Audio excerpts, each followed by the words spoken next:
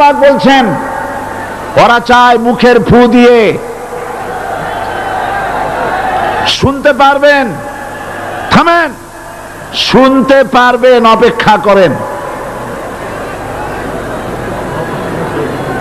আল্লাহ পাক বলছেন মুখের ফু দিয়ে ওরা আমার আলোকে নির্বাপিত করতে চায়, কিন্তু আমার আলোকে তারা নির্বাপিত করতে পারবে না। আমি আমার দ্বীনকে পূর্ণতা দান করব। জোরে বলেন আলহামদুলিল্লাহ। কবি বলছেন সাথে যা কার রহা হ্যায় अज़ल से टाइम रोज, सतेजा का रहा है अज़ल से टाइम रोज, चरागे मुस्तफा भी से शरारे बुलाबिस। সেই আবহমান কাল থেকে শুরু করে মুহাম্মদ সাল্লাল্লাহু আলাইহি সাল্লামের চেরাগকে, ইসলামের আলোকে নিভিয়ে দেওয়ার জন্য আবু জাহেলের গোষ্ঠীরা চিরকাল চেষ্টা করেছে। আল্লাহ পাক তাদের এই বাতিলের সৃষ্ট টর্নেডো, গর্কি, জলোচ্ছ্বাস, ঘূর্ণিঝড়কে সবকিছু উপেক্ষা করে মুহাম্মদ সাল্লাল্লাহু আলাইহি সাল্লামের ইসলামের, আল্লাহর ইসলামের চেরাগকে, বাতিকে জ্বালিয়ে রেখেছেন। জ্বলছে, জ্বলবে, কিয়ামত পর্যন্ত কেউ নিভাতে পারবে না।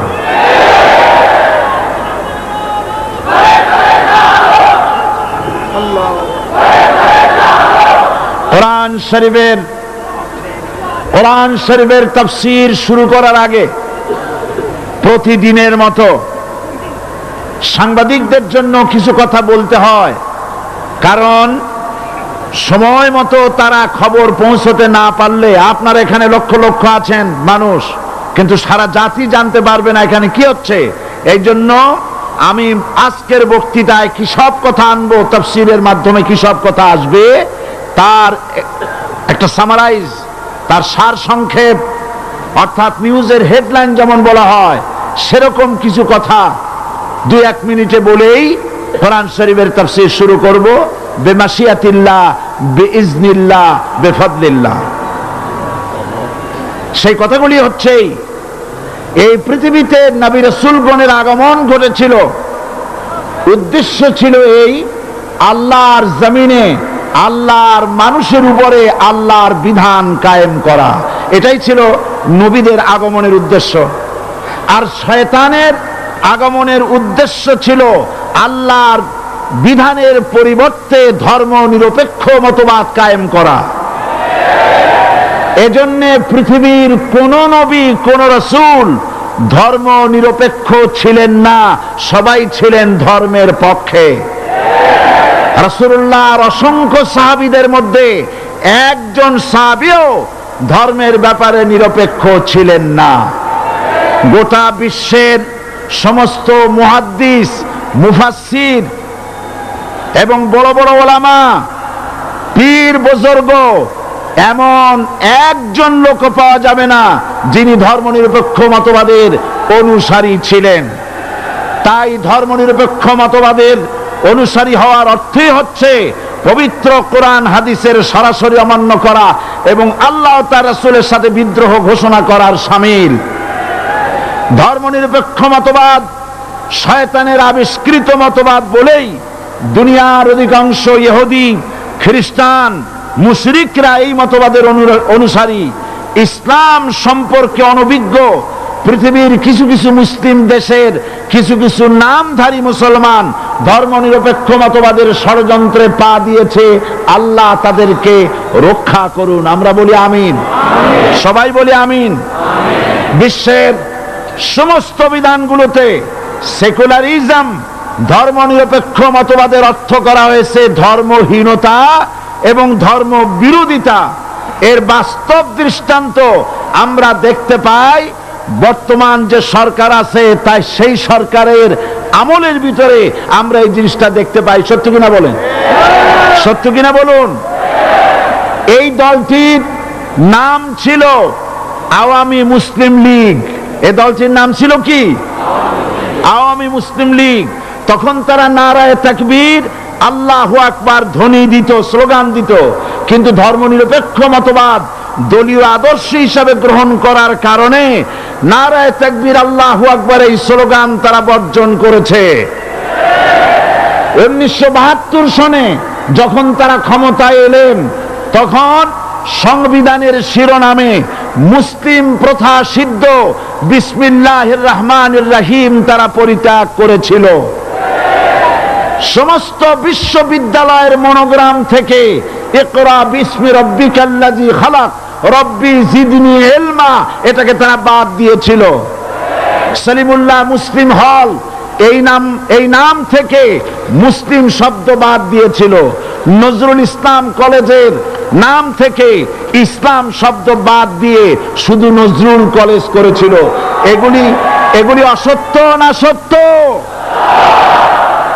বর্তমান এই সরকার ধর্মনিরপেক্ষ হওয়ার কারণে ইসলাম এবং মুসলিম বিদ্বেষী, তার অসংখ্য প্রমাণ এই জাতির কাছে রয়েছে।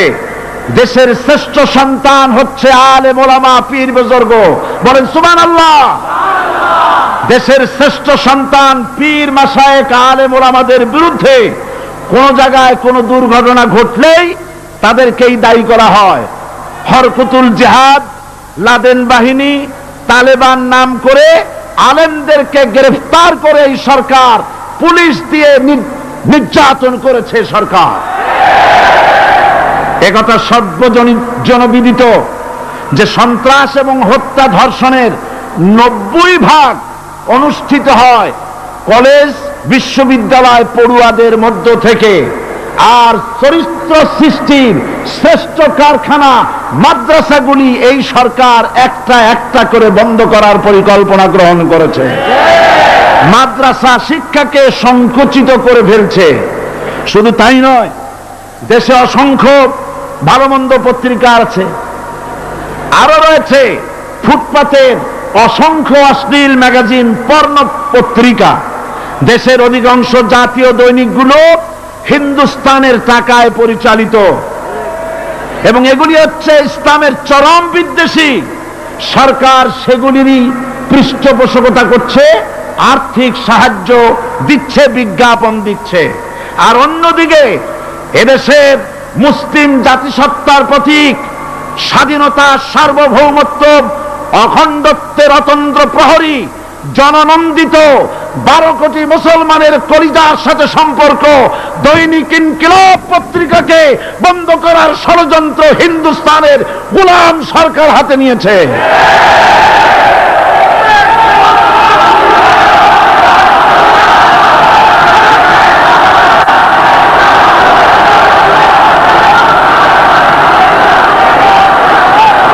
সরকার বস্তুনিষ্ঠ সাংবাদিকতায় ভয় পায়, ইসলামের পক্ষে কথা লিখলে ভয় পায়। এজন্য তারা দৈনিক ইনকিলাব এবং তার পরিবারের গায়ে হাত দেওয়ার প্রস্তুতি নিয়েছে।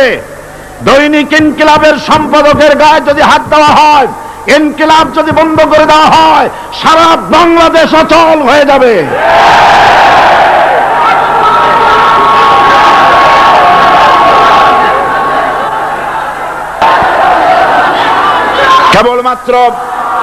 কেবলমাত্র ইসলামী রাষ্ট্র ব্যবস্থাই পারে হত্যা, ধর্ষণ, চুরি, ডাকাতি, জেনা, ব্যভিচার থেকে রক্ষা করে একটি সন্ত্রাসমুক্ত সমৃদ্ধ একটি বাংলাদেশ উপহার দিতে পারে কেবলমাত্র ইসলামী রাষ্ট্র ব্যবস্থা।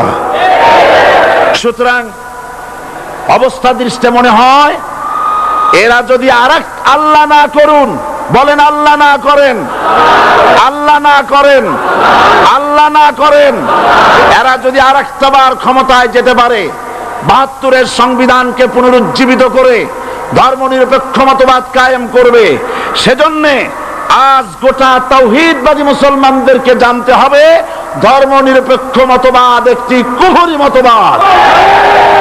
ওলামারা আমাকে সাক্ষী দেন, ধর্মনিরপেক্ষ মতবাদ কুফরি মতবাদ কিনা। এই কুফরি মতবাদকে বাংলাদেশের মাটিতে যাতে কার্যকরী করতে না পারে, তার জন্য গোটা তাওহীদি জনতা রুখে দাঁড়ান। আল্লাহ পাক সে তৌফিক গোটা জাতিকে দান করুন বলে আমিন। এবার আসুন কোরআনে কারীমের যে কথাগুলি আমরা আলোচনা করতে চাই, আপনাদের সামনে সূরা বাকারার 255 নম্বর আয়াত আমি তেলাওয়াত করে গত 2 দিন আলোচনা করেছি। আজকে আসেন সেই যেখান থেকে শেষ করেছিলাম সেখান থেকে আলোচনা শুরু করে যাক।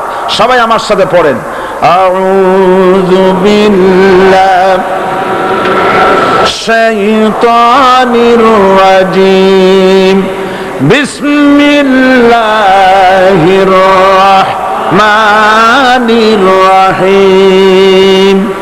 আল্লাহু লা ইলাহা ইল্লা হুয়াল হাইয়ুল কাইয়্যুম লা তাখুযুহু সিনাতুন ওয়ালা নাওম লাহু মা ফিস সামাওয়াতি ওয়া মা ফিল আরদ মান যাল্লাযী ইয়াশফা'ু ইনদাহু ইল্লা বিইذনিহি ইয়ালামু মা বাইনা আইদিহিম ওয়া মা খালফাহুম ওয়া লা ইউহিতুনা বিশাইইন মিন ইলমিহি ইল্লা বিমা শা'a وسع كرسيه السماوات والأرض ولا يؤوده حفظهما وهو العلي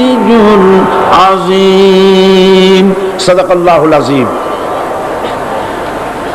আমি এই সূরার এই আয়াতের আলোচনা করতে গিয়ে আপনাদের সামনে বলেছিলাম কোরআন শরীফের সর্বশ্রেষ্ঠ আয়াত হচ্ছে হাদিস অনুযায়ী কোন আয়াত? আয়াতুল কুরসি।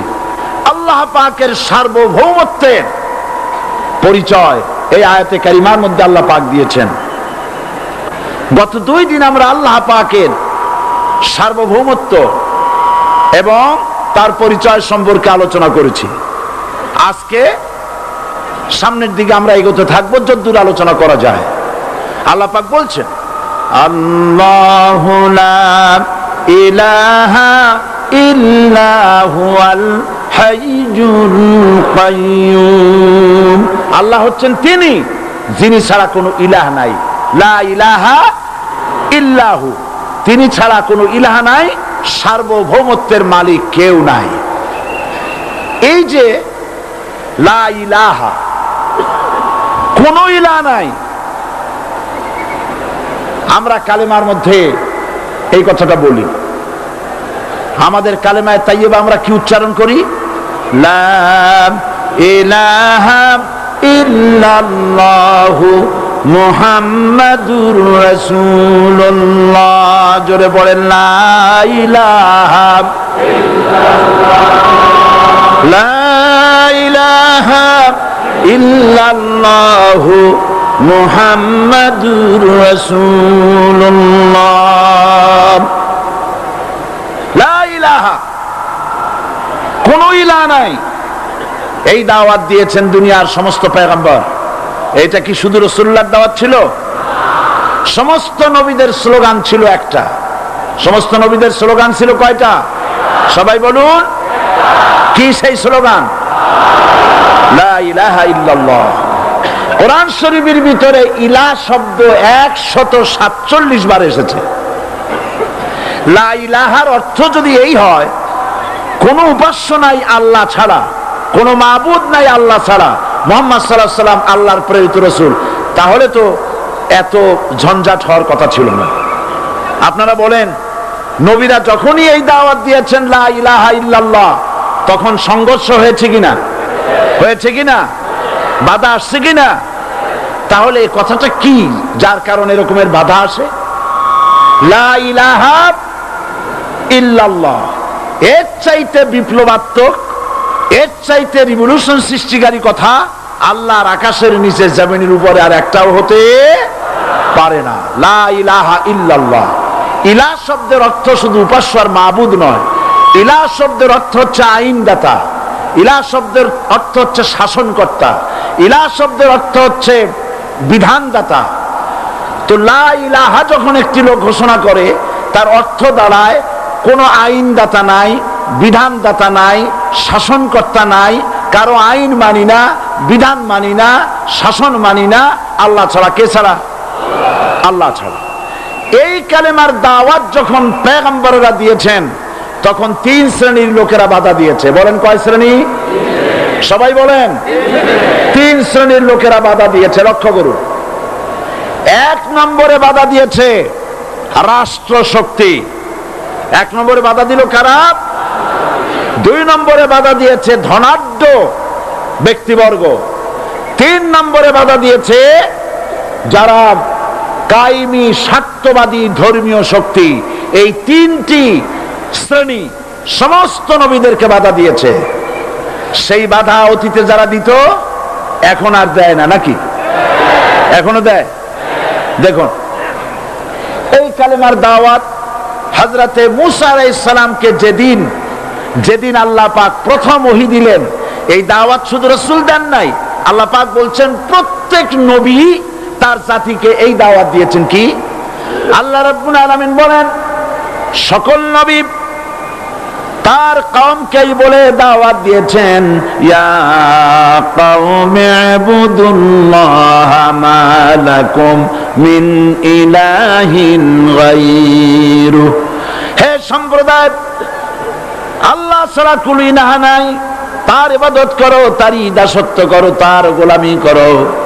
আল্লাহ পাক মূসা আলাইহিস সালামকে যখন নবুয়ত দিলেন, প্রথম যে ওহী এলো, প্রথম ওহীটাই ছিল ইন্নানি আনাল্লাহ লা ইলাহা ইল্লা আনা ফাবুদনি ওয়া আকিমিস সালাতা লিযিকরি। নিশ্চয়ই আমি আল্লাহ, আমি ছাড়া কোনো ইলাহ নাই, আইনদাতা নাই, বিধানদাতা নাই, সুতরাং আমার দাসত্ব করো এবং আমার শরণার্থে নামাজকে প্রতিষ্ঠা করো। মূসা আলাইহিস সালামকে আল্লাহ পাক ওহী দিয়ে তাকে পাঠালেন। কোথায় পাঠালেন? আল্লাহ পাক বলেন ইযহাব ইলা ফিরআউনা ইন্নাহু তাগা। গোটা কওম নাফরমান, আল্লাহর আইন কেউ মানছে না। গোটা কওমের কাছে না পাঠাইয়া আল্লাহ পাক সর্বপ্রথম মূসা আলাইহিস সালামকে দাওয়াত নিয়ে কার কাছে পাঠালেন? ফেরাউনের কাছে। কারণ ফেরাউন হচ্ছে রাষ্ট্রশাসক। ফেরাউন কি? রাষ্ট্রশাসক। নিচের পানি পাহাড়ের উপরে যায় না, উপরের পানি না নিচের থেকে উপরে যায়? উপরে পানি নিচে আসে। সুতরাং দেশ যারা চালায় এই লোকগুলি যদি ভালো হয়, গোটা দেশ ভালো হয়। আর সমস্ত মানুষটা যদি, রাষ্ট্র যিনি পরিচালনা করেন, এই লোকগুলি যদি খারাপ হয়, গোটা দেশ খারাপ হতে বাধ্য। এই জন্য আল্লাহ পাক বলছেন সর্বপ্রথম তুমি ফেরাউনের কাছে যাও এবং এই কালেমার দাওয়াত দাও। হযরতে মূসা আলাইহিস সালাম ফেরাউনের কাছে গেলেন আর দাওয়াত দিলেন, ফেরাউন পড়ে নাও লা ইলাহা ইল্লাল্লাহ।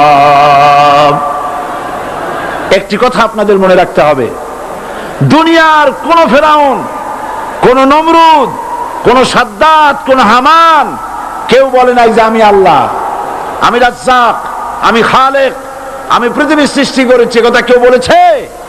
কেউ বলে নাই। কি বলেছে তারা? ফেরাউন বলেছে মা আলিমতু লাকুম মিন ইলাহিন গায়রি, আমি তো জানি না আমি ছাড়া আরো কোনো ইলাহ আছে, এ কথা আমার জানা নাই, সুতরাং আমি হচ্ছি ইলাহ আর তুমি বলছো লা ইলাহা।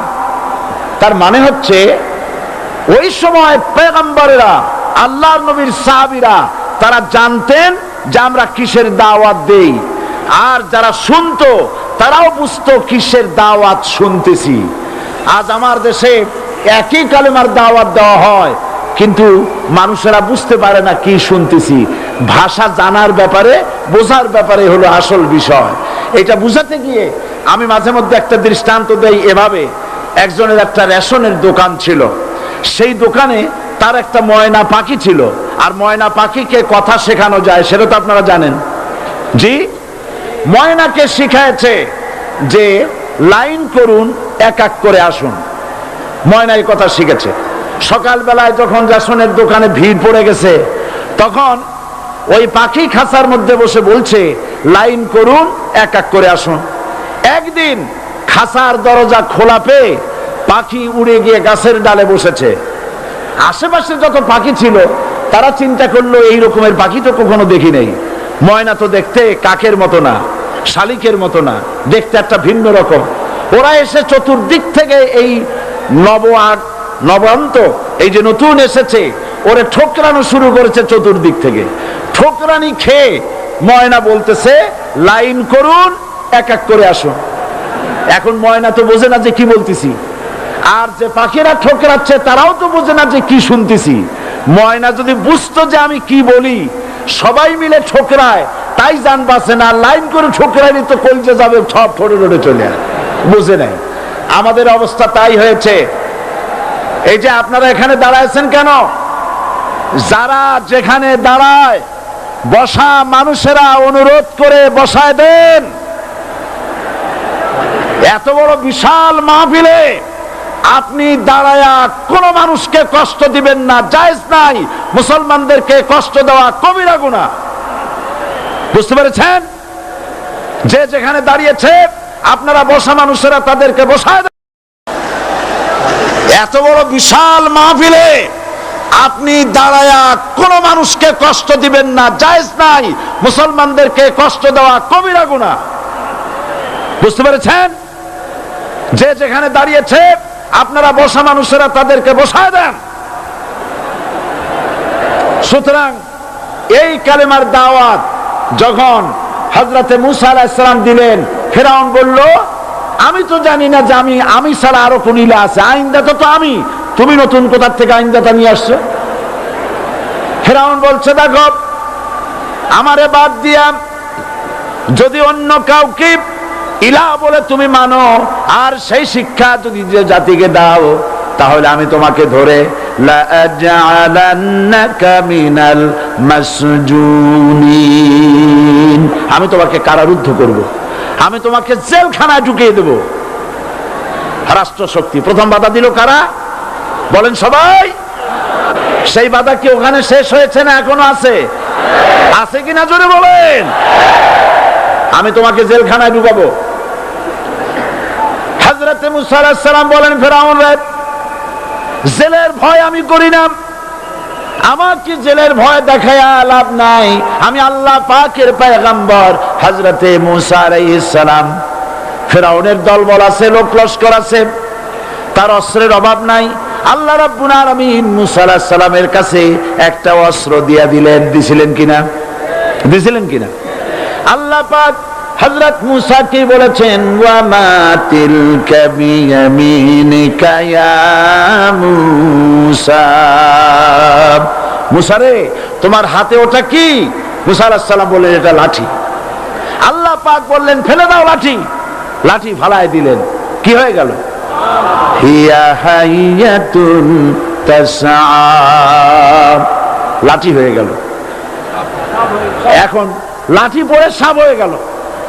সাপ দেখে নবী হোক, ওলি হোক, সাহাবী হোক আর আলেম হোক, সাপ দেখলে ভয় করে না মানুষের? মুসা আলাইহিস সালাম ভয় পাইছে। আল্লাহ রাব্বুল আলামিন হযরত মুসাকে শোনায় দিলেন, খুযহা ওয়া লা তাখাফ সানুঈদুহা সিরাতাহাল উলা,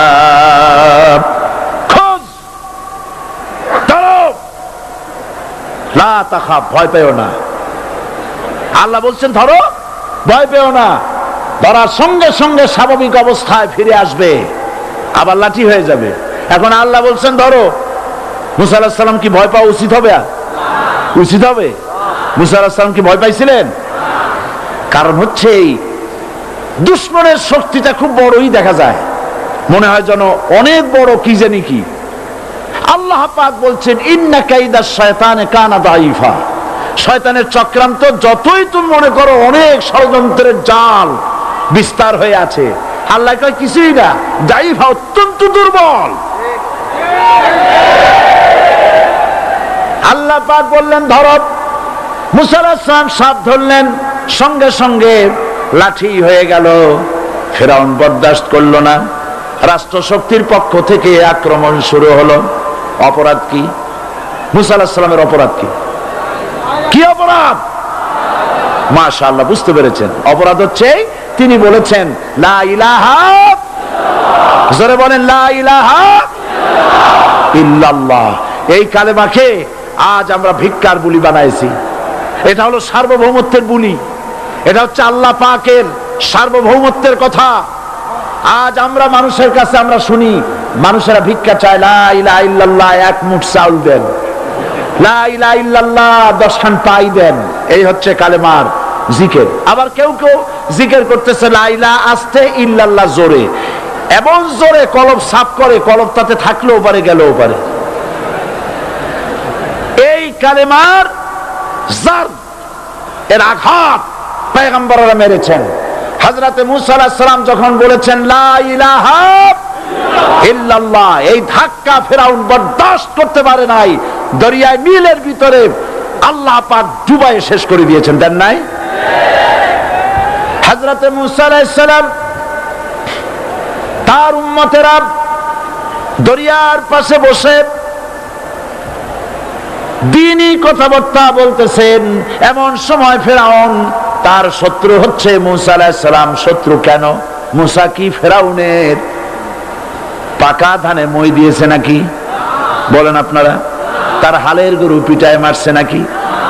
অপরাধ হলো তিনি আল্লাহর জমিনে আল্লাহর আইন প্রতিষ্ঠার কথা বলেছেন। এই শুধুমাত্র এই অপরাধে ফেরাউন তার দলবল নিয়ে 3 দিক থেকে আক্রমণ করেছে। মুসা আলাইহিস সালামের উম্মতেরা ভয় পেয়ে গেছেন। তারা বলছেন ইন্না লামুদরাকুন, আমরা পাকড়াও হয়ে গেছি। 3 দিকে সারাশি আক্রমণ, 3 দিকে শত্রু, একদিকে দরিয়া, পালাবার রাস্তা আছে? হযরত মুসা আলাইহিস সালাম ভয় পেয়ে গেলেন, সারেন্ডার করলেন না। হযরত মুসা আলাইহিস সালাম বললেন কাল্লা, কখনো নয়, ভয় পাওয়ার কোনো কারণ নাই। রব্বি সায়াহদিন, অবশ্যই আমার রব আমার জন্য রাস্তা করে দিবেন। ভয় পাইও না, আমার রব রাস্তা করে দিবেন। আল্লাহ রাব্বুল আলামিন হযরত মুসা আলাইহিস সালামকে অর্ডার করলেন, হাতের লাঠি দিয়া দরিয়ার উপরে আঘাত করো। হযরতে মুসা আলাইহিস সালাম দরিয়ার উপরে আঘাত করলেন। রাস্তা ছিল দরকার একটার, এক বাড়িতে আল্লাহর হুকুমে লাঠি দিয়ে একটি আঘাত করার সঙ্গে সঙ্গে হযরত মুসার তার সঙ্গী সাথী দরিয়া পার হওয়ার জন্য দরিয়ার মধ্যে দিয়ে আল্লাহ 12টা রাস্তা পয়দা করে দিলেন। সে আল্লাহ আছে না নাই? এত আসতে বলেন কেন? ভয় পাওয়ার কারণ আছে? রাষ্ট্র শক্তি বাধা দিয়েছে সমস্ত নবীদেরকে। কেন? নবীদের চরিত্র খারাপ? জোরে বলেন, নবীদের চরিত্র খারাপ? নবীদের চাইতে মাসুম বেগুনাহ উন্নত চরিত্রের মানুষ আল্লাহর আকাশের নিচের জমিনের উপরে আর হয় নাই। তোমরা যে সামনে তাদের পিছনে দৌড়াও, অমুকের সৈনিক, নেতা নেতা করে মরো, এইসব নেতা যাদের পিছনে দৌড়াও, এই নেতাগুলি, আমি জিজ্ঞেস করি আপনাদেরকে, এই নেতাগুলি জীবনে একবারও জেনা করে নাই? এ ব্যাপারে অনুসারীরা আপনারা কি নিশ্চিত? মিথ্যা কথা জীবনেও কয় নাই, প্রতারণা করে নাই, ঠাট্টা করে নাই, বিদ্রুপ করে নাই, মদ খায় নাই, মানুষ হত্যা করে নাই। কিসের নেতা? নেতা হচ্ছেন সেই ব্যক্তি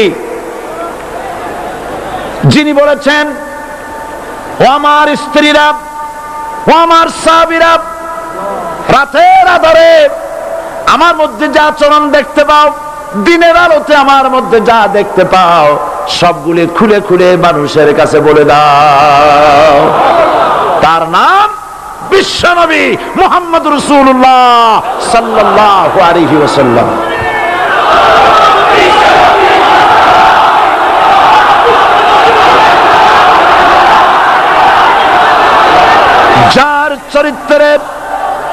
যার চরিত্রের সার্টিফিকেট আল্লাহ রাব্বুল আলামিন নিজে দিচ্ছেন, ওয়া ইন্নাকা লাআলা খুলুকিন আযীম।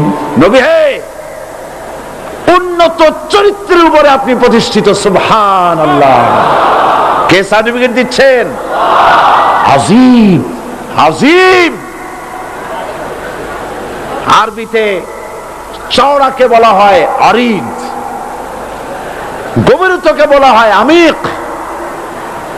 কত প্রশস্ত, যা মাপার কোনো ফিতা নাই, কত গভীর, যা মাপার কোনো যন্ত্র নাই, এইটাকে আরবিতে বলা হয় আজিম।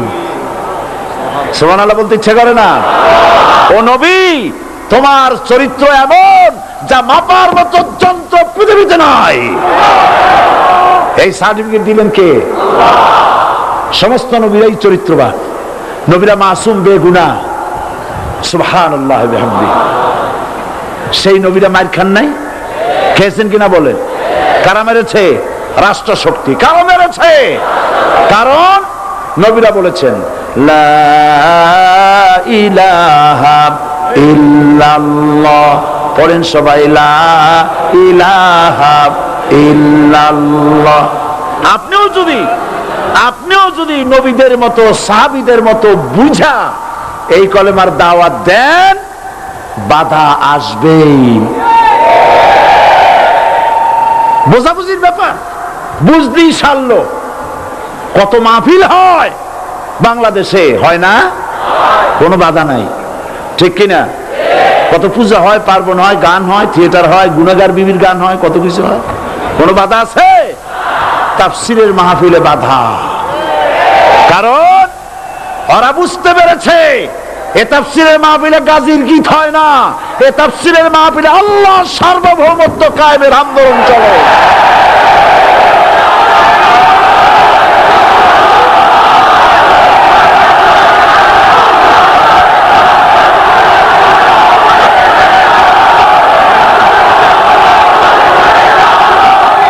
এবার দেখুন, এবার কলেমা বোঝেন, কালেমা বুঝুন। বঙ্গভবনের সামনে দাঁড়াইয়া, গণভবনের সামনে দাঁড়িয়ে আপনি যদি কালেমার জিকির করতে থাকেন, লা ইলাহা ইল্লাল্লাহ, লা ইলাহা ইল্লাল্লাহ, লা ইলাহা ইল্লাল্লাহ, লা ইলাহা ইল্লাল্লাহ, 2-1 ঘন্টা, 2-4 ঘন্টা, দেখবেন অফিসাররা এসে বলবে, না জানি কোন খাজা বাবা আসছে, আসেন আসেন, নিয়ে খাইতে দেবে, হাদিয়া দেবে। যেহেতু যিনি পড়তেছেন উনি বোঝেন না কি বলতেছেন, আর যারা দাওয়াত দিয়ে নিয়ে গেল ওরা টের পায় নাই যে কি কি শুনে দাওয়াত দিতেছে। কিন্তু আপনি যদি বঙ্গভবন, গণভবন, সেক্রেটারিয়েট আর পার্লামেন্ট এর ভিতরে ঢুকে যদি বলেন, কোন মানুষের তৈরি করা আইন মানি না, কোন সরকারের সার্বভৌমত্ব স্বীকার করি না, কারো বিধান মানি না, কারো তৈরি করা আইনের সামনে মাথা নত করি না, আল্লাহ ছাড়া কারো বিধান মানি না, হাদিয়া আসবে, খাইতে দেবে, পকেটে টাকা দেবে, খাওয়াবে এক জায়গায় নিয়ে। কোন জায়গায়? লাল দালানে। বোঝাবুঝি পয়গম্বরেরা দাওয়াত দিয়েছেন আয়াতুল কুরসি, ফরজ নামাজ পড়িয়া দেখছি অনেকেই জামার বুতাম টুতাম খুলিয়া তারপরে জোরে একটা ফু দেয়। অসুবিধা নাই, ফু আপনি দেন, কিন্তু কি পড়ে ফু দিচ্ছেন আপনি কি বুঝছেন কিছু? সুবহানাল্লাহ। বুঝলি কি এই চেহারা হয়? এতগুলো মানুষ লাগে নাকি বিপ্লব করতে, কালেমার রস কায়েম করতে? 313 জন মুসলমান যথেষ্ট পৃথিবীতে।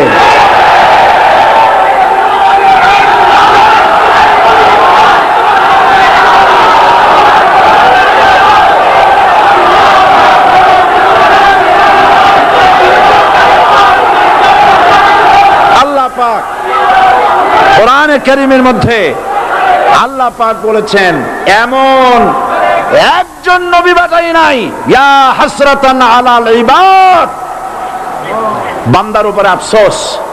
আহারে, কে বলতেছেন? আমার আল্লাহ। বলেন আমার আল্লাহ। তিনি আফসোস করছেন, আফসোস একজন পয়গম্বর এমন পাঠাইলাম না, একজন রাসূল পাঠাইলাম না যার সাথে এরা ঠাট্টা করে নাই, বিদ্রুপ করে নাই, পাগল বলে নাই, মানে নাই।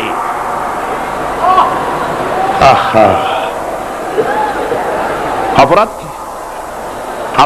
আল্লাহর সার্বভৌমত্ব প্রতিষ্ঠার অপরাধ। হযরত ইব্রাহিম আলাইহিস সালাম তিনি যখন এই কালেমার দাওয়াত দিয়েছেন নমরুদের বিরুদ্ধে। নমরুদ বলেছে মান আসাদ্দু মিন্না কুওয়া, আমার চাইতে শক্তিশালী আর কে আছে? আনা রব্বুকুমুল আলা, আমি তোমাদের বড় প্রভু। নাউজুবিল্লাহ। কই থেকে একটা তুমি বলছো লা ইলাহা ইল্লাল্লাহ, আমি তো ইলাহ। হযরত ইব্রাহিম আলাইহিস সালামকে কালেমার দাওয়াত পেশ করার অপরাধে অগ্নিকুণ্ডের ভিতরে ফালাবার ব্যবস্থা হয়ে গেছে। আল্লাহ পাক সব ঘটনা কোরআনে বলে দিয়েছেন কিনা বলেন? কেন বললেন এই সমস্ত কথা? এই জন্য বলেছেন ফেরাউন মরে যাবে, নমরুদ মরে যাবে, কিন্তু তাদের প্রেতাত্মারা যুগে যুগে তারা বেঁচে থাকবে। আগুনের ভিতরে ফালাবার ব্যবস্থা হয়েছে। আল্লাহ পাক বলে দিয়েছেন আমার রাস্তায় যদি চেষ্টা করো, জিহাদ করো, আমার সাহায্য তোমরা পাবে। ওয়া কানা হাক্কান আলাইনা নাসরুল মুমিনিন, মুমিনদেরকে সাহায্য করা আমি আল্লাহর জন্য ওয়াজিব। সুবহানাল্লাহ বলবেন না? আলহামদুলিল্লাহ বলবেন না? আমার জন্য ওয়াজিব মুমিনদেরকে সাহায্য করা। ইব্রাহিম আলাইহিস সালামকে আগুনে ফালানো হচ্ছে। হযরত জিবরাইল বলেন ইব্রাহিম তোমাকে আগুনের ভিতরে ফালানো হতেছে, আমার কাছে সাহায্য চাও, আমি তোমারে বাঁচায় দেব। হযরত ইব্রাহিম আলাইহিস সালাম তিনি বললেন জিবরাইল আমার পরীক্ষা চলতেছে, আমাকে ডিস্টার্ব করো না, আমি তোমার কাছে সাহায্য কেন চাইব? আমি তো এমন কোন অন্ধ আল্লাহর ইবাদত করি না যিনি তার বান্দার দুঃখ দুর্দশা নিজের চোখে না দেখেন। পরীক্ষা পাস করছে না? পাস করছেন কিনা? হযরত ইব্রাহিম বলেন শোনো জিবরাইল, আমি যদি আগুনের ভিতরে পড়ে যাই আর আগুনে পুড়ে যদি ভস্ম হয়ে যায়, আমার আল্লাহ যদি এতে খুশি হন, তাহলে আমি আমার রব্বুল আলামিনকে খুশি করার জন্য এভাবে 1000 বার পুড়তে আমি রাজি আছি। ইব্রাহিম আলাইহিস সালাম আগুনের ভিতরে পড়ে গেলেন। আল্লাহ রাব্বুল আলামিন আগুনের প্রতি নোটিশ করে দিলেন ইয়া নারু কুনি বারদাও ওয়া সালামান আলা ইব্রাহিম, আগুন আমার ইব্রাহিমের জন্য শান্তিদায়ক ঠান্ডা হয়ে যা। ইব্রাহিম আলাইহিস সালাম জ্বলছেন, পুড়ে গেছেন। নমরুদ তার প্রাসাদের ছাদে বসে ইব্রাহিম আলাইহিস সালামের পোড়া দৃশ্য দেখে আনন্দ করবে, আগুনের দিকে তাকায় দেখে ইব্রাহিম আরামে বসে আছেন। পোড়া তো দূরের কথা, জামাও পরে নাই। ও ডাক দিয়া বলে রে আগুন, গোটা জাতি নিয়ে তোর পূজা করলাম, আমার দুশমন কেন জ্বালাইতে পারিস না? তোর জ্বালানো শক্তি কি নষ্ট হয়ে গেছে নাকি? আগুনের ভিতর থেকে আওয়াজ বেরিয়ে এলো নমরুদ, আমার ভিতরে দাহ্য শক্তি জ্বালানো শক্তি আছে কি নাই যদি প্রমাণ করতে চাও, টেস্ট করতে চাও, তুই নিজে আয়, তোরে সুদ্ধা তাম দুনিয়া জ্বালাই দিতে পারি, ইব্রাহিমের এক গাছা পশম জ্বালাইতে পারি না। বিশ্বকবি আল্লামা ইকবাল কি সুন্দর করে বলেছেন, আজ ভি হো জু ইব্রাহিম কা ইমা पैदा आग कर सकती है एक अंदाजे गुलिस्ता पैदा। ইব্রাহিমের ঈমান যদি আজও কোথাও হয় বিদ্যমান, করতে পারেন অগ্নিকুণ্ডে খুবসুরত এক গুলিস্তান। এখনো যদি ইব্রাহিমের সন্তানদেরকে আগুনের মধ্যে ফেলে দেওয়া হয়, আর ইব্রাহিম ঈমান যদি থাকে, আগুনকে ফুলের বাগান বানাবার ক্ষমতা আল্লাহর আছে। চিরকাল আল্লাহ পাক এই কালেমাকে দিয়েছেন আল্লাহর সার্বভৌমত্বকে প্রতিষ্ঠা করার জন্য। আয়াতুল কুরসি শুধু পড়ে বুকে ফু দেওয়ার জন্য নয়, পড়েন আমার সাথে, আল্লাহু লা ইলাহা ইল্লা হুয়াল হাইয়ুল কাইয়্যুম। দুনিয়ার সমস্ত পয়গম্বর অত্যাচারিত হলেন, শুধু তাই নয়, বিশ্ব নবী আখেরি জামানার পয়গম্বর নবী মুহাম্মদ রাসূলুল্লাহ সাল্লাল্লাহু আলাইহি ওয়াসাল্লাম জাতির কাছে আসলেন। তিনি এসে বললেন, ইয়া আইয়ুহান নাস কুলু লা ইলাহা ইল্লাল্লাহ। প্রথম দাওয়াত, প্রথম দাওয়াত। শুনছেন কথা? রাসূলুল্লাহ বলছেন, ও জাতি, আমার রাসূল তো মক্কার রাসূল না শুধু, মদিনার রাসূল না শুধু, আরবি ভাষা ভাষীদের রাসূল না শুধু, আমার নবী কি নবী? চিল্লায় বলেন। তাই তিনি বলেছেন, ও বিশ্বের মানবতা, বিশ্বের মানব গোষ্ঠী, যদি মুক্তি পেতে চাও, নাজাত পেতে চাও, উচ্চারণ করো, বিশ্বাস করো, আমল করো, বলো লা ইলাহা ইল্লাল্লাহ। জোরে পড়েন, লা ইলাহা ইল্লাল্লাহ, লা ইলাহা ইল্লাল্লাহ মুহাম্মাদুর রাসূলুল্লাহ। আবু জাহেল বুঝছিল কলেমার অর্থ?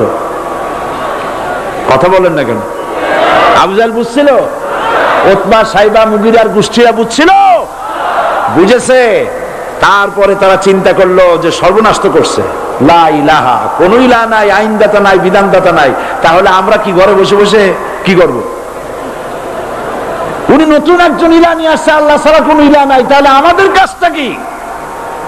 প্রথমে তারা চেষ্টা করলো যে একটু দেখি নরম নরম ভাবে হয় নাকি। চলে গেল আবু তালেবের কাছে, আসে না দিছে, বললো, আবু তালেব, তুমি তো কুরাইশদের নেতা, তোমার ভাইয়ের ছেলে কয়টায় কি?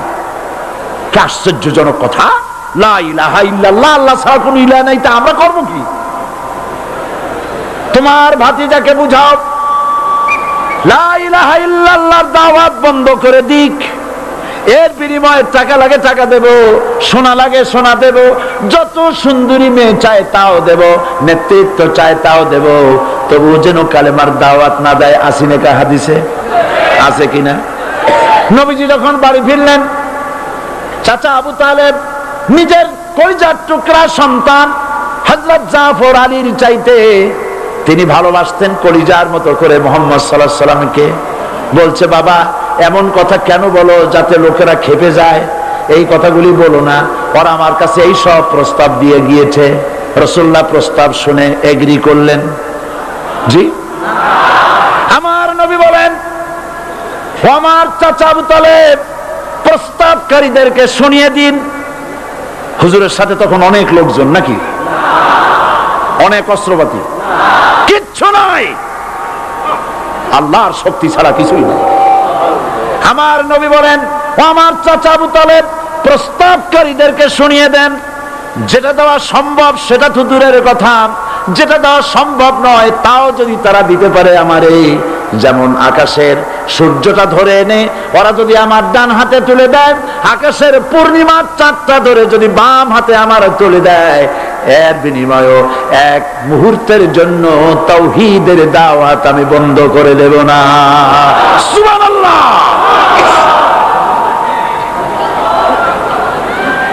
রাসূল করিম সাল্লাল্লাহু আলাইহি ওয়াসাল্লাম তাদের এই প্রস্তাবকে যখন গ্রহণ করলো না, কাফেরেরা বুঝলো, আমি আগেই বলেছি 3 শ্রেণীর লোক বাধা দিয়েছে। কয় শ্রেণী? প্রথম শ্রেণী কি? রাষ্ট্র শক্তি, তাদের হাতে অস্ত্রপাতি তো খুব শক্তি, আর যারা একবার ক্ষমতায় যায় ওরা মনে করে এই ক্ষমতা থেকে আমাদেরকে কেউ নামাইতে পারবে না। বিংশ শতকের শ্রেষ্ঠ মুজাদ্দিদ আল্লামা সৈয়দ আবু দারা মওদুদী রাহমাতুল্লাহ আলাইহি তিনি এক জায়গায় লিখেছেন, স্বৈরাচারীরা তার পতনের সমস্ত ছিদ্র বন্ধ করে, কিন্তু একটা ছিদ্র বন্ধ করতে পারে না, মনের ভুলে সে ছিদ্রটা থেকেই যায়, যেই ছিদ্র দিয়ে আসলে তার পতনটা হবে। ক্ষমতায় গিয়ে মনে করে চিরকাল ক্ষমতায় থাকবো। ভারতের প্রধানমন্ত্রী পণ্ডিত জওয়াহরলাল নেহেরু রাঁচি পাগলাগারদে গিয়েছেন, মেন্টাল হসপিটাল। পাগলেরা নেহেরুকে দেখে আশ্চর্য হয়ে গেছে, এত সুন্দর মানুষ, মাথায় কেষ্টে টুপি, গায়ে শেরওয়ানি, মুসলমানি ড্রেসই আলাদা, যদিও তিনি হিন্দু ছিলেন, পরেছেন মুসলমানি ড্রেস। শেরওয়ানি কাদের পোশাক? কাদের পোশাক? হাতে ছড়ি নিয়ে হাঁটা স্টাইল করে, সুন্দর পাজামা, সুন্দর টুপি, সুন্দর সাজসজ্জা করে, মুসলমানদের ড্রেস, এই ড্রেস পরে তিনি গিয়েছেন। সবসময় যে ড্রেস তিনি পরতেন। পাগলেরা জিজ্ঞেস করছে, তুমি কে গো? উনি বলছেন, আমারে চেনো নাই? আমি ভারতের প্রধানমন্ত্রী পণ্ডিত জওহরলাল নেহেরু। পাগলেরা বলছে, ও সেই কথা। আমরাও যখন এই হসপিটালে আসছিলাম, এই তোমার মতো লম্বা লম্বা কথা আমরাও বলছি।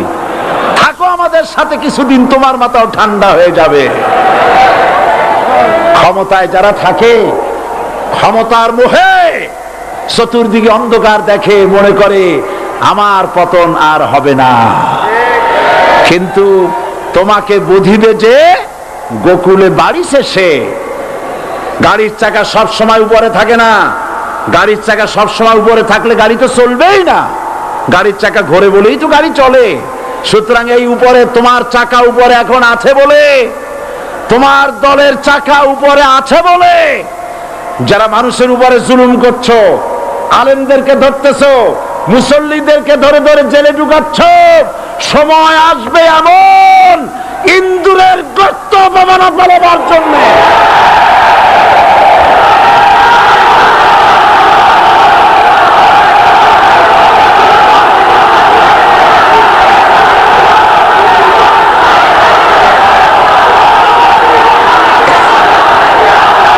আবু জাহেলের গোষ্ঠী, আবু জাহেলের গোষ্ঠী মনে করেছে সোজা আঙ্গুলে ঘি যখন উঠলো না, আঙ্গুল বাঁকা করতে হবে। শুরু হয়ে গেল অত্যাচার, শুরু হয়েছে না? হযরত সুমাইয়া রাদিয়াল্লাহু তাআলা আনহা কি নির্মম ভাবে, নিষ্ঠুর ভাবে তাকে শহীদ করা হলো। খাব্বাব, খুবাইব, হযরত খাব্বাব রাদিয়াল্লাহু তাআলা আনহুকে দেখে হযরত ওমর একদিন বলছিলেন, খাব্বাব তোমার পিঠে এত গর্ত কেন?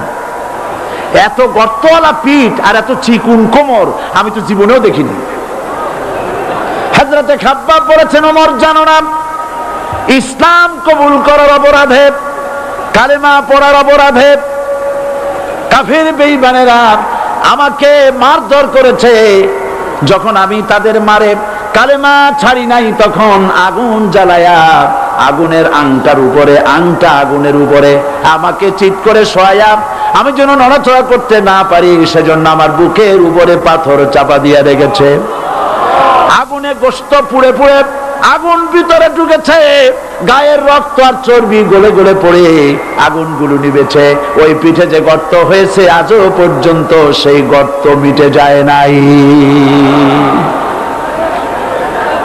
হযরত খাব্বাব রাদিয়াল্লাহু তাআলা আনহু বলছেন, বুখারী শরীফে হাদিসে ভাবে এসেছে, ওয়ান খাব্বাব বিন আরিত রাদিয়াল্লাহু তাআলা আনহু আন্নাহু قال شكونا إلى رسول الله صلى الله عليه وسلم وهو متوسد بردة له في ظل الكعبة।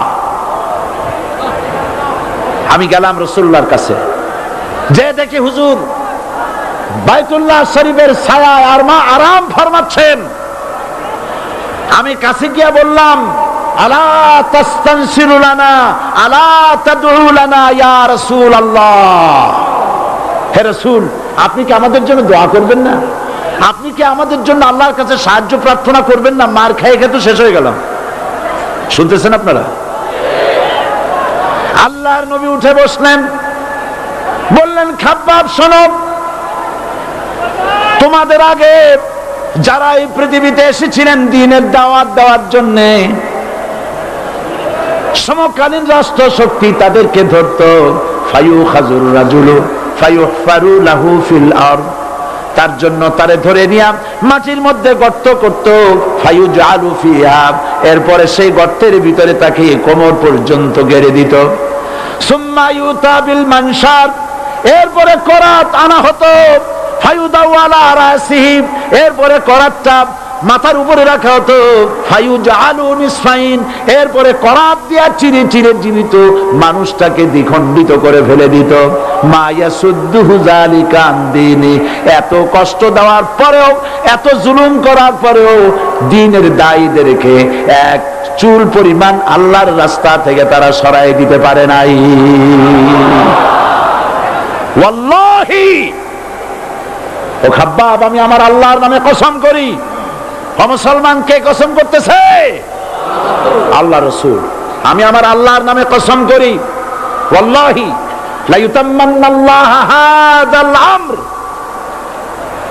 হাত্তা ইয়াসিরুর রাকিবু মিন সানা ইলা হাযরামাউত।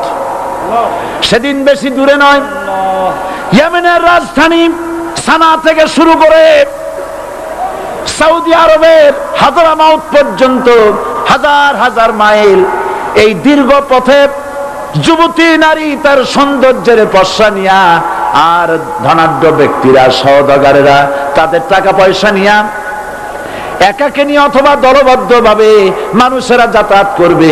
লা ইয়াখাফু ইল্লাল্লাহ, মানুষের মনের মধ্যে কোনো ভয় থাকবে না।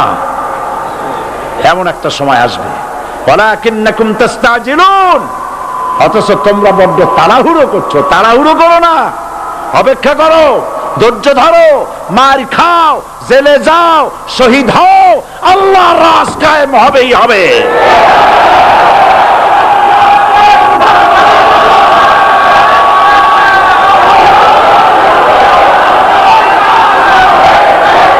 বিল্ডিং থেকে শিক্ষা গ্রহণ করুন।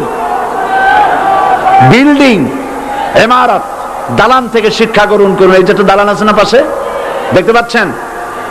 এই দালান কি দিয়ে তৈরি করা হয়েছে বলেন? ইট। সমস্ত ইটেরা যদি ধর্মঘট করত, আমরা কেউ মাটির তলায় যাব না, কেউ আমরা আগুনে পুড়ে ঝামা হব না, পিক হব না, কেউ আমরা টুকরা টুকরা হব না, সবাই থাকবো উপরে উপরে, তাহলে কি দালান হইতো নাকি?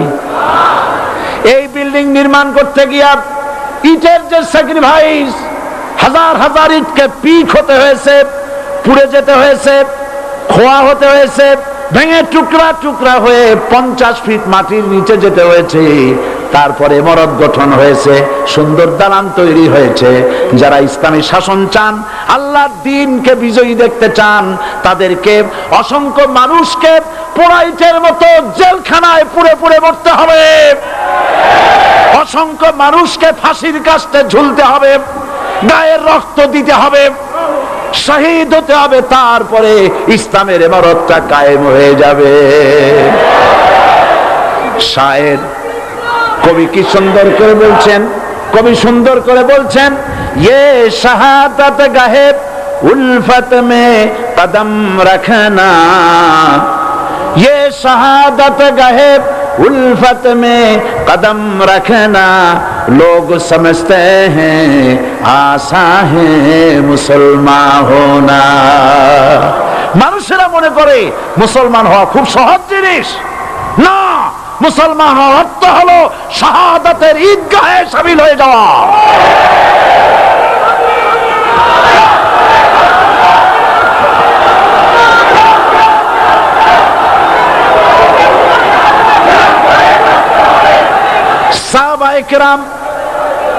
সাহাবায়ে কেরাম মার খেলেন, এবার স্বয়ং আল্লাহর নবীর গায়ে হাত তুলল।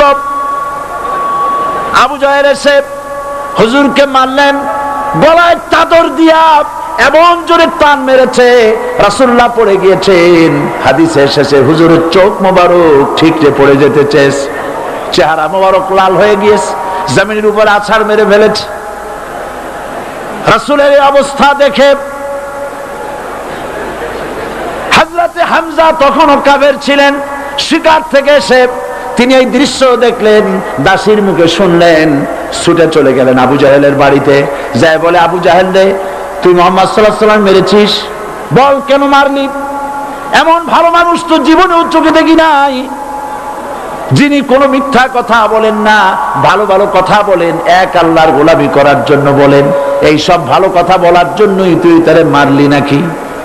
আরে আবু জাহেল, তুই কি মনে করেছিস মুহাম্মদ সাল্লাল্লাহু আলাইহি ওয়াসাল্লাম তার পিতা আব্দুল্লাহ মারা গেছে বলে মুহাম্মদ সাল্লাল্লাহু আলাইহি ওয়াসাল্লাম এতিম হয়ে গেছে মনে করেছিস নাকি?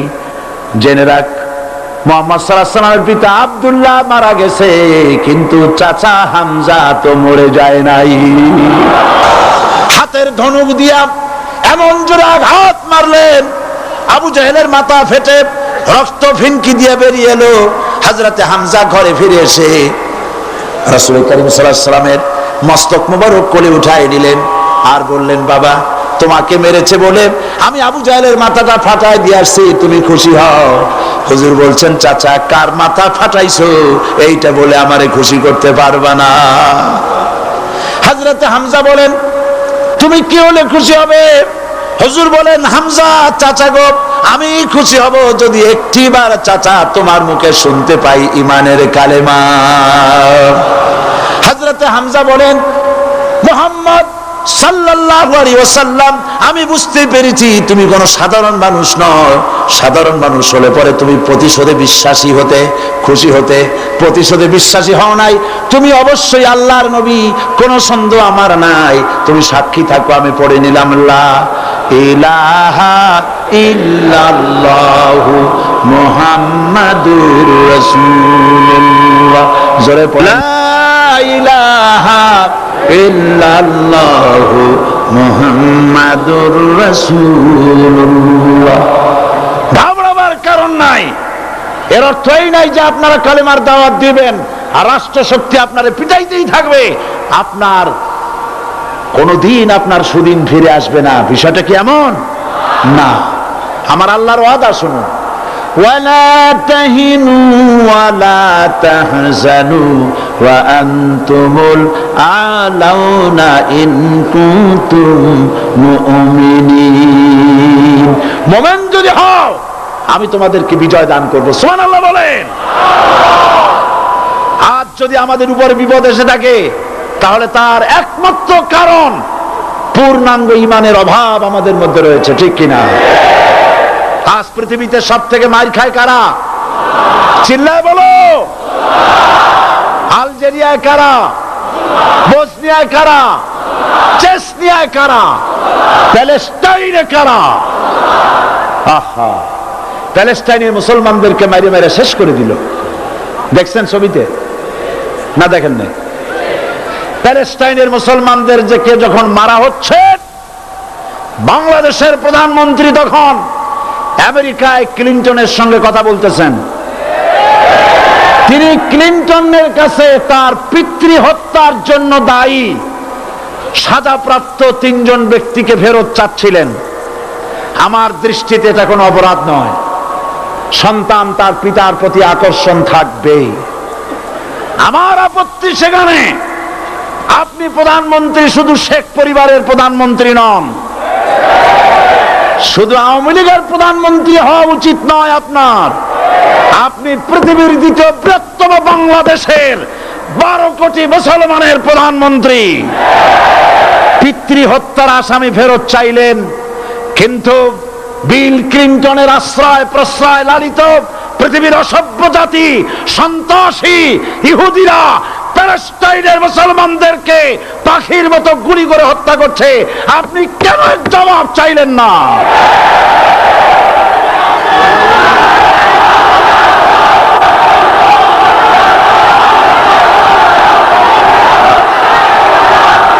জবাব জবাব আপনি চাইতে পারবেন না, কারণ মুনাফিকদের সাহস হয় না, সাহস হয় মুমিন ব্যক্তি। বিল ক্লিনটনকে বলা দরকার ছিল, এই ইসরায়েলকে তোমরাই বসিয়েছো, মধ্যপ্রাচ্যের বিষ ফোড়ায় পরিণত করেছো তোমরা। তবে হ্যাঁ, যুরিবাত আলাইহিমুজ যিল্লাতু ওয়াল মাসকানা ওয়া বাউ বিগাদাবিন মিনাল্লাহ। আল্লাহর গজব আসবে, ইহুদিরা পৃথিবী থেকে নিশ্চিহ্ন হবেই হবে ইনশাআল্লাহ। দেখেছেন তাকায়া প্যালেস্টাইনে ইসরায়েলিরা হেলিকপ্টার, গানশিপ, কামান, বোমা নিক্ষেপ করছে, আর প্যালেস্টাইনের শিশু কিশোর যুবকেরা ইহুদিদের নিক্ষিপ্ত বোমা আর কামানের মোকাবেলা করতেছে পাথর দিয়ে।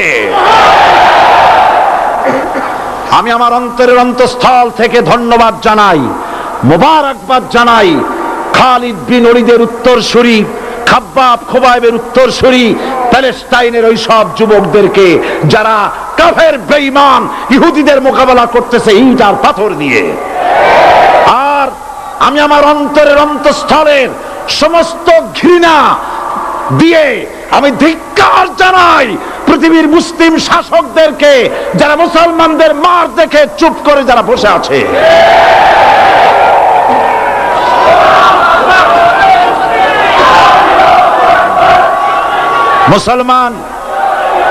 মুসলমান যদি মুসলমানের মতো হয়, 10 জন যথেষ্ট। কয়জন যথেষ্ট? কোথায় আছে কথা? আল্লাহ পাক কোরআন শরীফের মধ্যে বলেছেন, একজন যদি হও ইমানদার মুত্তাকি, 10 জনের উপরে বিজয়ী হবে। 10 জন যদি হও 100-র উপরে বিজয়ী হবে। 100 যদি হও 1000-এর উপরে বিজয়ী করবো। জোরে বলেন সুবহানাল্লাহ। কবি বলতেছেন, ফিজায়ে বদরে পয়দা কুন ফেরেশতে তেরি নুসরত কো উতার সকতে গর্দু সে কতর অন্দর কতর আবি।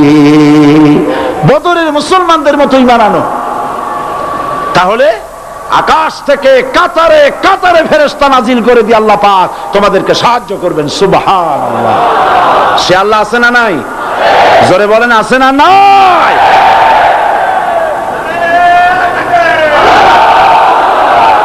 সেই আল্লাহ রাব্বুল আলামিন কোরআনে কারীমের ভিতরে আয়াতুল কুরসির মধ্যে বলে দিয়েছেন, আল্লাহু লা ইলাহা ইল্লা হুয়াল হাইয়ুল কাইয়্যুম। প্রাণ খুলে সবাই পড়েন, বসা মানুষ দাঁড়ানো মানুষ। আল্লাহু লা ইলাহা ইল্লা হুয়াল হাইয়ুল কাইয়্যুম। আল্লাহ রাব্বুল আলামিন, তিনি ছাড়া কোনো ইলাহ নাই, তিনি সার্বভৌমত্বের মালিক, কেউ নাই আল্লাহ ছাড়া। এই কথা মানুষকে ঘোষণা করতে হবে। বাধা, এই কথা বললেই বাধা দেবে কয় শ্রেণীর লোক? 3 শ্রেণী। প্রথম শ্রেণী হচ্ছে কে? রাষ্ট্রশক্তি। আজও তারা বাধা দিচ্ছে। আল্লাহর আইন দিয়ে দেশ চালাও, তারা তাদের মন মর্জি মোতাবেক আইন দিয়ে দেশ চালাবে। আল্লাহ পাক বলছেন, আলা আলাহুল খালকু ওয়াল আমরু। সৃষ্টি যার, আইন চলবে তা। কারো বাবার আইন চলতে পারে না, নিজেদের তৈরি করা আইন চলবে না। ইনিল হুকমু ইল্লা লিল্লাহ। একমাত্র আইন চলবে কার? এই আইন রাসূল করিম সাল্লাল্লাহু আলাইহি ওয়াসাল্লাম মদিনায় কোরআন দিয়ে প্রতিষ্ঠিত করেছিলেন। আল্লাহর বিধান, আল্লাহর সার্বভৌমত্ব কায়েম করেছিলেন। কোরআন সংবিধান হলো, চুরি বন্ধ হলো, ডাকাতি বন্ধ হলো, জেনা বন্ধ হলো, হত্যা বন্ধ হলো, ধর্ষণ বন্ধ হলো, সব কিছু বন্ধ হয়ে গিয়ে মুসলমানেরা শান্তি লাভ করলো, পৃথিবীর মানুষ শান্তি লাভ করলো। সুবহানাল্লাহ বিহামদিহি। আজ মুসলমানেরা শত্রু চেনে না, বন্ধু চেনে না। বন্ধুকে বানায়েছে শত্রু, শত্রুকে বানায়েছে বন্ধু। কে বন্ধু কে শত্রু চিনাই দিবেন কে? আল্লাহ। বলেন, কে দিবেন? আল্লাহ রাব্বুল আলামিন কোরআনে কারীমের মধ্যে পরিষ্কার করে বলেছেন, লাতাজিদান্না শাদ্দান নাসি আদাওয়াতান লিল্লাযীনা আমানুল ইয়াহুদা ওয়াল্লাযীনা আশরাকু। আল্লাহ পাক বলছেন, হে রাসূল, মানুষের ভিতরে 2টা শ্রেণী মুমিনদের জন্য সবথেকে জঘন্য দুশমন। কয়টা শ্রেণী?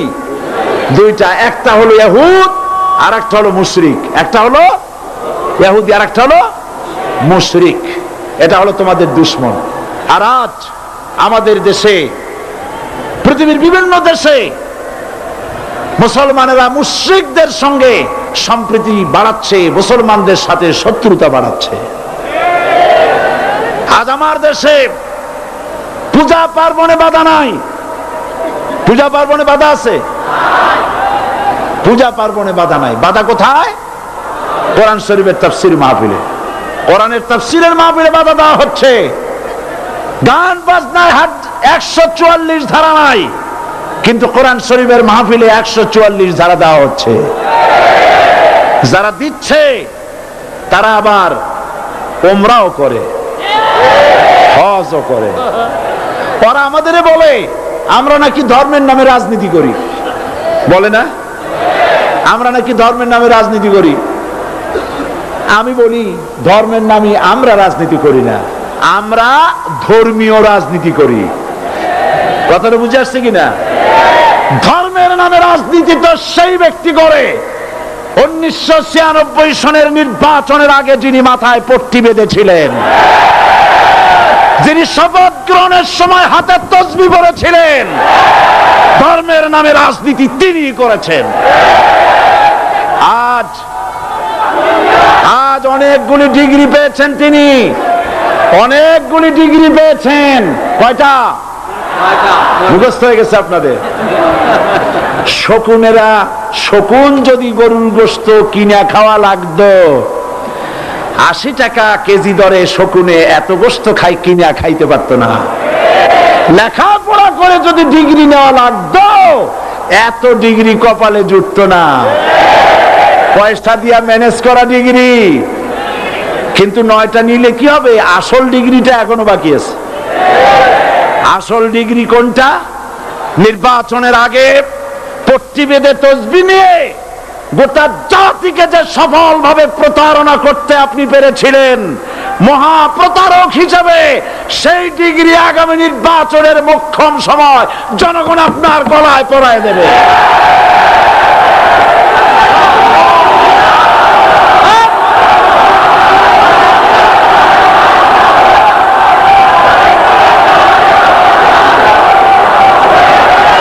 সুতরাং ধর্মের নামে রাজনীতি নয়, আমরা ধর্মীয় রাজনীতি করি, আমরা এই কোরআনের রাজনীতি করি।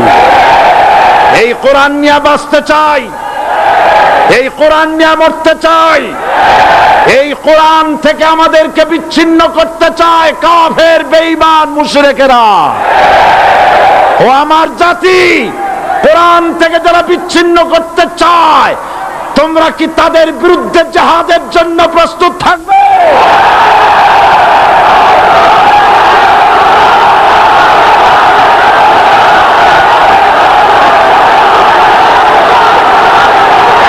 বসেন, বসেন, বসেন, বসেন, বসেন।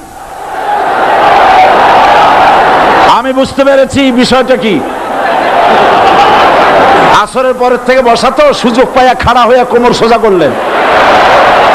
বসেন, সবাই বসেন, কোমর সোজা হয়ে গেছে, বসেন। এত বড় মাহফিল, জীবনে আর একটা পাবো নিশ্চয়তা আছে কি? জোরে বলেন, আছে?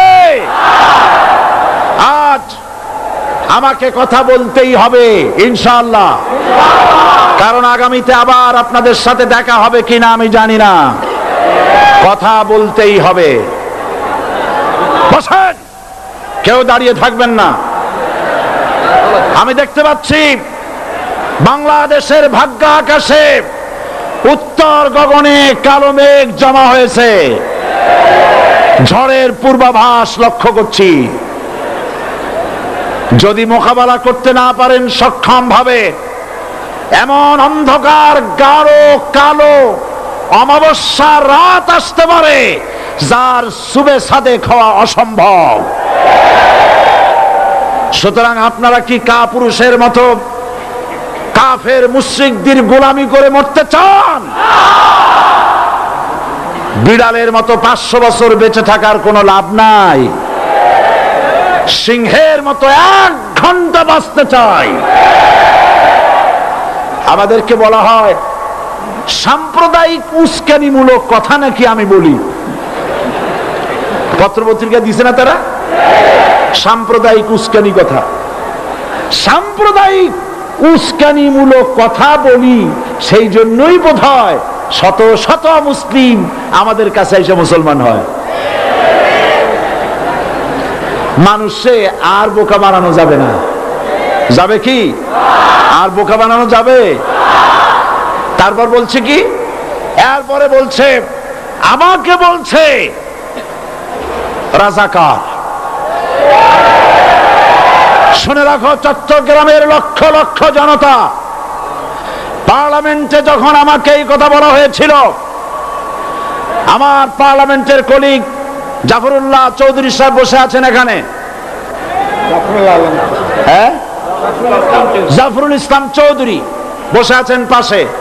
প্রধানমন্ত্রী সুদ্ধা অন্তত 3 শতাধিক পার্লামেন্টের সম্মানিত সদস্যরা সেদিন বসা।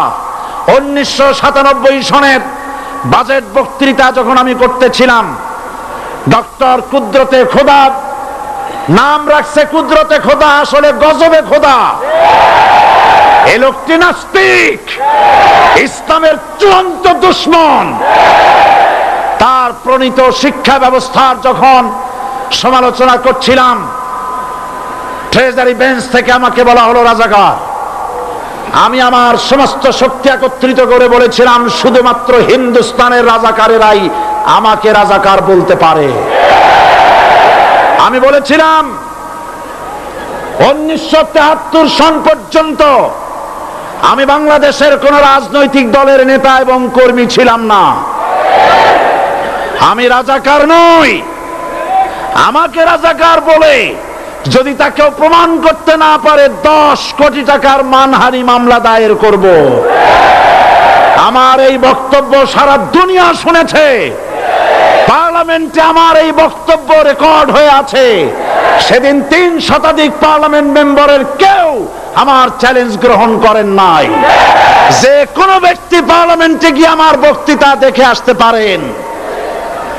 এরপরে 1997 সনের 7ই অক্টোবর দৈনিক জনকণ্ঠ পত্রিকা যখন আমার বিরুদ্ধে লিখলো, সেই পত্রিকায় সাইদির ওপেন চ্যালেঞ্জ 8ম পাতা, 1997 7ই অক্টোবর, এত বড় 2 কলমে হেডিং। সেখানে আমি বলেছি, বাংলাদেশের সকল সাংবাদিক, গোয়েন্দা বিভাগ, বাংলাদেশের সকল বুদ্ধিজীবীকে আমি আমার পিরোজপুরে আমন্ত্রণ করছি।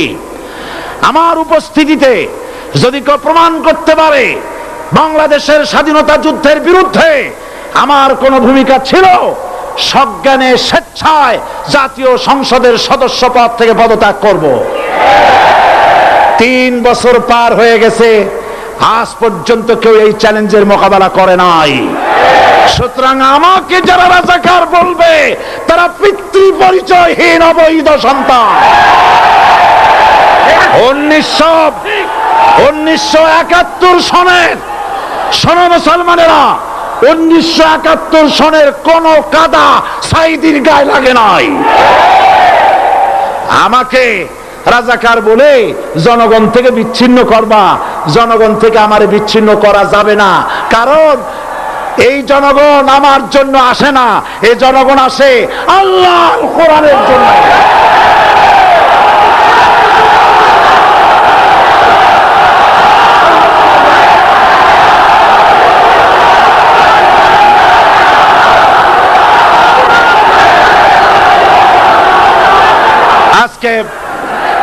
আজ যারা ইসলামের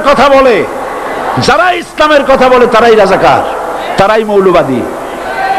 মৌলবাদী বললে আমরা অসন্তুষ্ট হই না, কারণ মৌলবাদী শব্দটা আসছে মূল থেকে। মৌল শব্দ এসেছে মূল থেকে।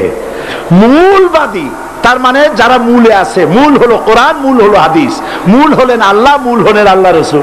আমরা আছি মূলে। এখন বলেন তো, মূলের শক্তি বেশি না আগার শক্তি বেশি?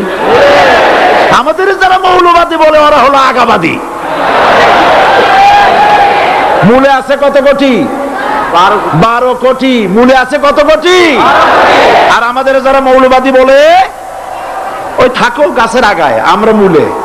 লাফালাফি বেশি করবা না, 12 কোটিতে গাছের গোড়া আসতে নানা দেবে, মামু বাড়ি দিল্লি গিয়ে পড়বা, বাংলার জমিনে জায়গা হবে না। এ কথা বিশ্বাস করো। বাংলাদেশের মুসলমানদের শরীরে 1 বিন্দু রক্ত থাকতে শয়তানের তৈরি করা ধর্ম নিরপেক্ষ মতবাদ বাংলার জমিনে কায়েম হতে দেওয়া হবে না, হবে না।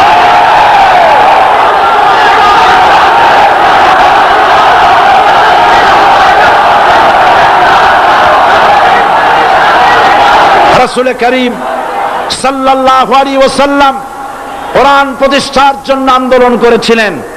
আয়াতুল কুরসি আমাদের সে কথাই শিখেছে। আল্লাহ রাব্বুল আলামিন বলেন, আল্লাহু লা ইলাহা ইল্লা হুয়াল হাইয়ুল কাইয়ুম। প্রাণ খুলে পড়েন, আল্লাহু লা ইলাহা ইল্লা হুয়াল হাইয়ুল কাইয়ুম। আল্লাহ হচ্ছেন তিনি যিনি ছাড়া কোনো ইলাহ নাই, আইনদাতা নাই, বিধানদাতা নাই। আমরা মানুষের তৈরি করা আইন মানি না। 12 কোটি মুসলমানের দেশে আইন তৈরি করবে মানুষ, আমরা মানব না। পার্লামেন্টে তৈরি হতে হবে কোরআন দিয়ে, পার্লামেন্টে আইন তৈরি হতে হবে কোরআন দিয়ে। সুতরাং ভয় যতই পান আর যতই ষড়যন্ত্র করেন, 4 দল যখন একত্রিত হয়েছে, ঐক্যবদ্ধ থাকবে, সরকার ঐক্যবদ্ধভাবে গঠন হবে, নির্বাচন ঐক্যবদ্ধভাবে হবে এবং কোরআন হবে, আল কোরআনের পার্লামেন্ট হবে বাংলাদেশে।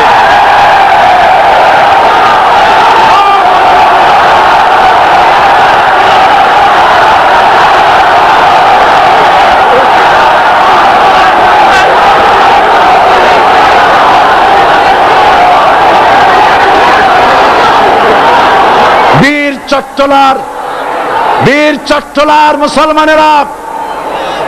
চট্টলার মুসলমানেরা স্বাধীনতার ঘোষণা, এই চট্টগ্রাম থেকে স্বাধীনতার মহান ঘোষক প্রেসিডেন্ট জিয়াউর রহমান সাহেব দিয়েছিলেন। এই চট্টগ্রাম থেকেই ইসলামী রাষ্ট্রের ঘোষণা হবে।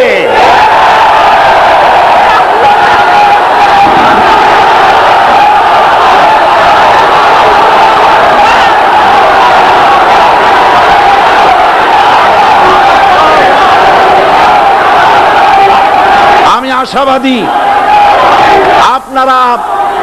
আপনারা অবশ্যই তা পারবেন, আমি 100% বিশ্বাস করি ইনশাআল্লাহ। কারণ যে ষড়যন্ত্রের মোকাবেলা করে স্থানীয় রাজনৈতিক দলের নেতৃবৃন্দ কোরআনের মাহফিল সিনায় এনেছেন, আমি প্রথম দিনেই বলেছি চট্টগ্রাম তাফসিরুল কোরআন মাহফিল কোন রাজনৈতিক দলের প্রতিনিধিত্ব করে না। এটা কোন জামাত শিবিরের একক সম্পদ নয়, এটা চট্টগ্রামের মুসলমানদের কলিজার টুকরা তাফসিরের মাহফিল। সুতরাং এই মাহফিল চট্টগ্রামে থাকবে ইনশাআল্লাহ কিয়ামত পর্যন্ত। 144 ধারা 288 হয়ে গেছে, ষড়যন্ত্র পায় চলে গেছে। আমি ওই সব ছেলেদের বলি, সরকারি দলের ছাত্র হইয়া মুসলমানদের বিপক্ষে যাইও না। এদেশের ভাগ হয়ে গেছে দুটো শিবির, বোঝাই যাচ্ছে। একদিকে ভারতের পাঁচাটা গোলাম নাস্তিক মোরতাদ শ্রেণীর বুদ্ধিজীবী এবং তাদের মদতপুষ্ট সরকার, আর একদিকে ইসলামী শক্তি, ইসলামী দল আর দেশ প্রেমিক জাতীয়তাবাদী শক্তি। একদিকে হিমালয় পাহাড় আর একদিকে সূচো ইঁদুর। আল্লাহ বিজয় দেবে মুসলমানদের। কাদের বিজয় হবে? বাংলাদেশে কোরআনের রাজ কায়েম হোক, তাকে আপনারা চান? কারা কারা চান? 2 হাত উঁচু করে দেখান। দাঁড়াবেন না।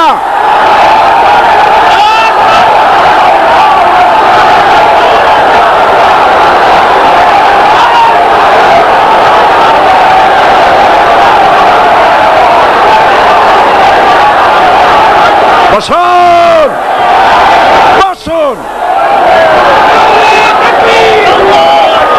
আবার বসুন। জোরে সরে জিকির করেন লা ইলাহা, আরো জোরে লা ইলাহা, লা ইলাহা,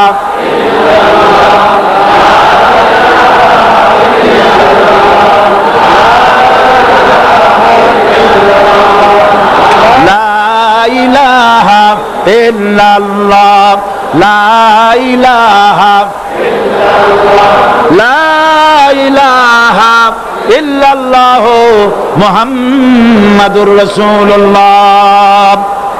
যারা যেখানে দাঁড়িয়েছেন বসুন। 3 শ্রেণীর লোকেরা আল্লাহর কালেমায় বাধা দিয়েছে। কয় শ্রেণী? একটা হলো রাষ্ট্রশক্তি, 2 নম্বরে মনে আছে ধনাঢ্য পুঁজিপতির গোষ্ঠী, ওরাও বাধা দিয়েছে। কারণ ইসলামকে বলা হয় পুঁজিবাদের আশ্রয়স্থল। নাউজুবিল্লাহ।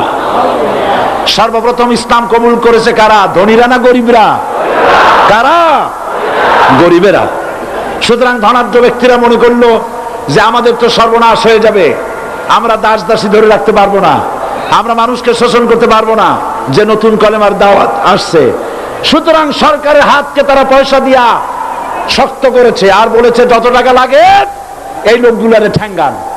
আজও আছে কিনা, তা আছে কিনা? 3 নম্বরে বাধা দিয়েছে ধর্মের নামের এক শ্রেণীর কায়েমি স্বার্থবাদী শক্তি, যার সম্পর্কে সূরা তাওবায় আল্লাহ পাক বলেছেন ইন্না কাসীরাম মিনাল আহবারি ওয়ার রুহবান লা ইয়াকুলুনা আমওয়ালান নাস বিল বাতিল ওয়া ইয়াসুদ্দুনা আন সাবিলিল্লাহ। ইহুদি আহলে কিতাবদের মধ্যে এক শ্রেণীর বুজুর্গ ধরনের লোক, দরবেশ জাতীয় লোক, যারা নাকি মানুষের সম্পদকে বাতিল পন্থায় ভক্ষণ করে, ওয়াসুদ্দুন আন সাবিলিল্লাহ, এবং আল্লাহর রাস্তায় চলার জন্য মানুষকে বাধা প্রদান করে।